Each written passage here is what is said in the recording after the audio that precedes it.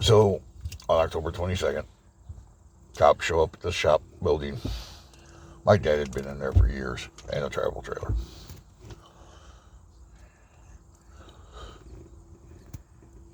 Now,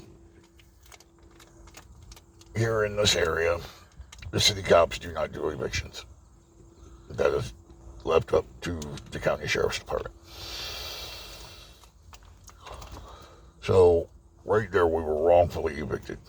But by that time, that was really a menial matter. Now, to give you kind of an idea of where this was, it sat back behind a old rock wall that train tracks used to run along on top. Sat down by the river, out on the outskirts of town, basically in the country, rural area. So there is mice everywhere in that building. And we all know it comes along with mice turds. So they're taking pictures of it. There's dirty diapers, of course, because he's still in diapers. There's mouse turds everywhere. So they take pictures of all this. And I said, so are you taking my son? We're here to help. Well, I had a warrant out for my arrest. I knew that. So I called my brother, my friend, the one's wife gave me the money to go get my son from Tennessee.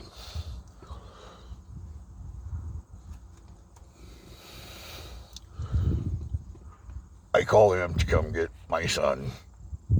And at that point, the police intervene and tell me that DHS is on their way. Well, I guess they said that once he got there to pick him up.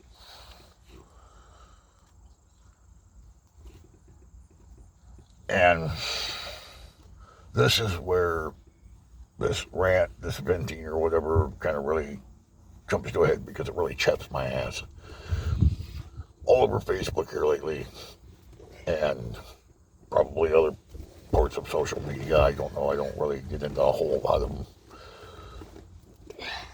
It's like back to the late 80s, early 90s. Deadbeat dads. Don't pay child support. Don't see the kids. Out having kids. And I see that and my blood boils. Because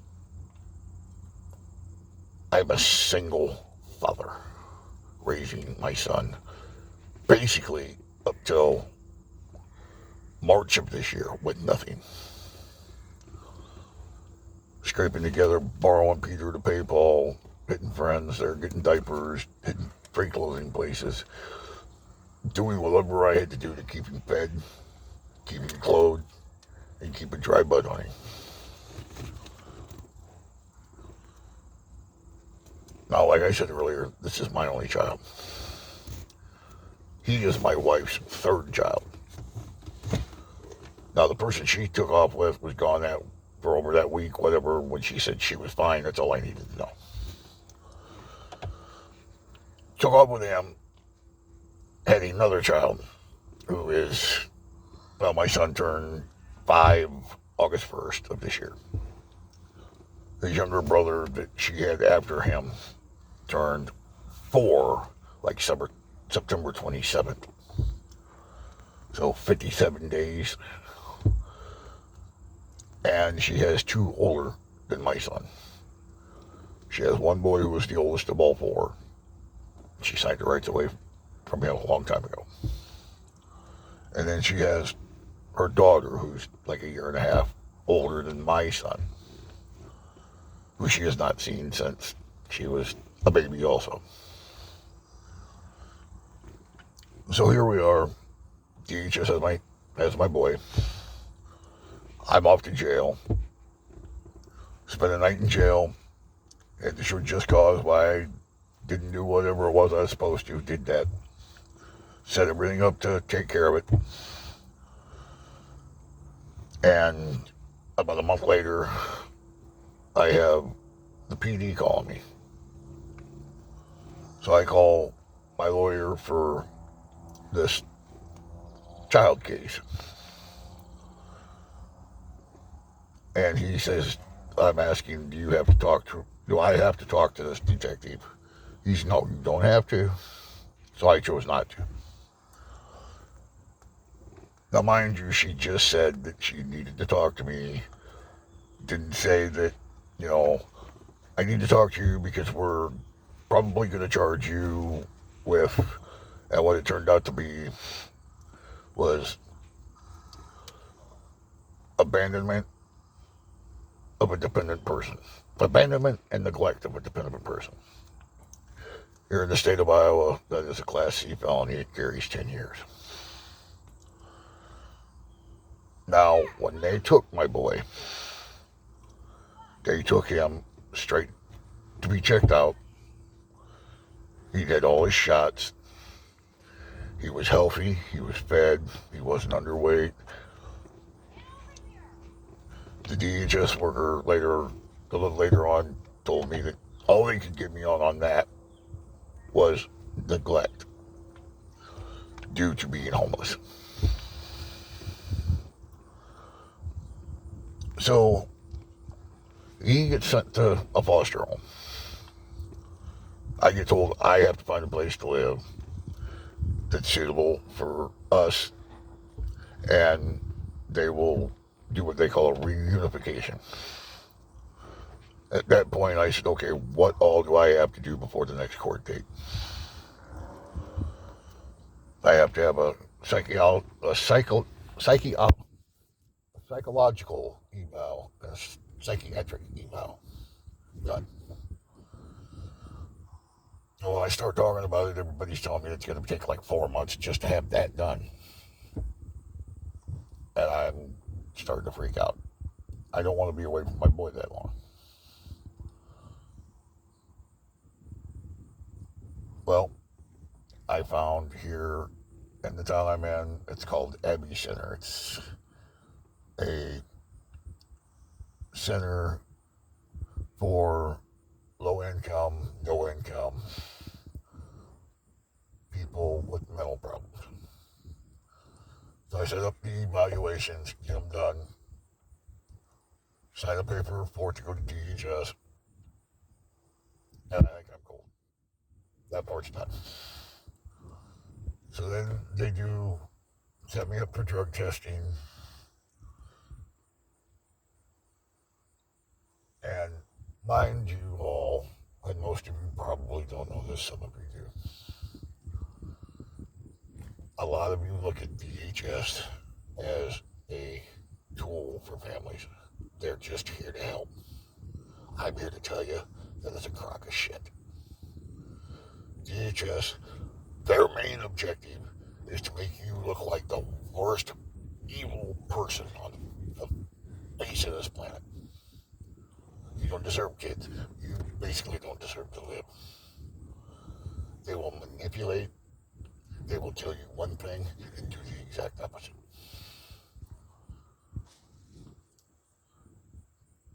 The judge, when we went to court, said I was supposed to be set up for drug testing, which was fine. Like, the DHS worker decided, along with her supervisor supposedly, that they weren't going to set me up. Didn't need it.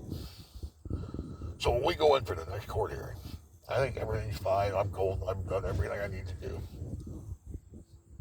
So I should be able to start having visits at home.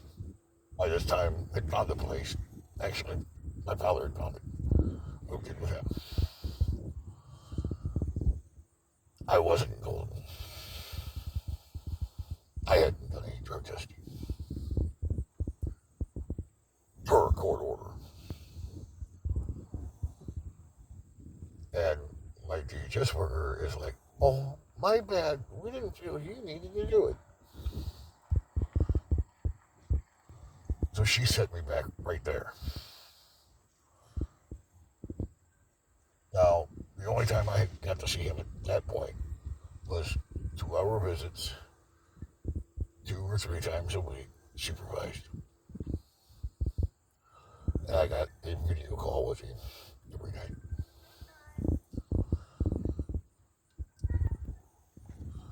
So this goes on for, like I said, about 6 months, a little over 6 months.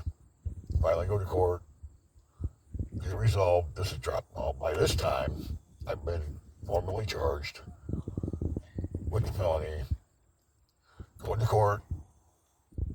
So my lawyer for that, I said, so what are they offering? She's nothing. I was, well,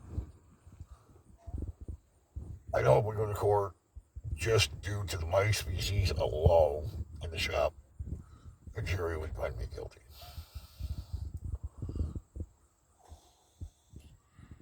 I said, so why don't we see if we can get them to offer, I'll do a serious misdemeanor charge, which wouldn't be a felony. No jail time, and if they need to, I'll do like a year or 2 of probation. She went to the county attorney with that. The county attorney said no. He'll get a 5-year sentence, Class D felony, do 2 years on paper, probation, and that's it. There is no other deal.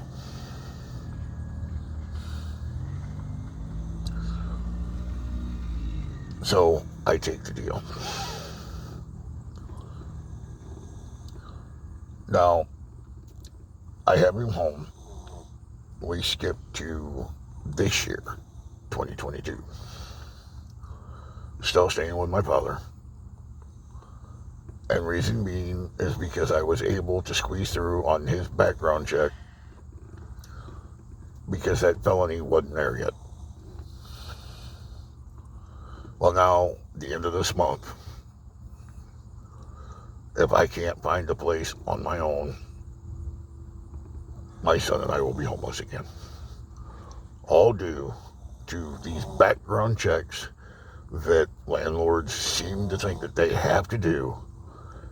And I have seen a lot of them because they charge for them.